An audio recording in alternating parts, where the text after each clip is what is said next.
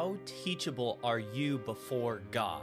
In 1 Samuel 16, we come to the moment where God decides to anoint the new king over Israel after he rejected Saul. And he sends Samuel to Jesse to choose from one of the sons of Jesse. And when Samuel comes to the firstborn of Jesse, Eliab, he looks at Eliab, and the Bible says that Samuel thought to himself, surely this is the Lord's anointed. And then God's response is, of course, one of the verses that is commonly known about how God doesn't look at the outward appearance.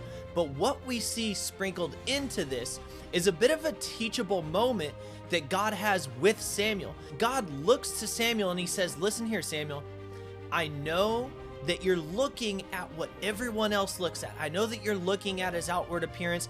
I know that this is what the culture and the society around you has conditioned you to look at, that everyone else, they're looking at the outward appearance of man, his height, his stature, all of these things, and that this is how they select their kings. But I want to teach you something right now, Samuel. I want you to know that I don't look at the same things that man looks at. So I don't want you to look at his stature, because I'm looking at the heart. Man may look at the outward appearance, but the Lord looks at something different, and I'm looking at something within him that you can't see.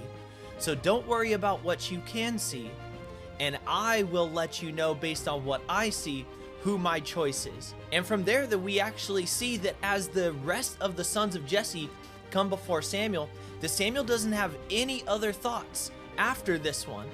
And so he's cleared his mind. He's opened his mind not to be filled with his own thoughts, but to allow God to fill his mind with God's thoughts and his words. So when Samuel sees what he thinks are all of the sons of Jesse and God hasn't selected one, he doesn't look to the Lord and say, Lord, surely it has to be one of these.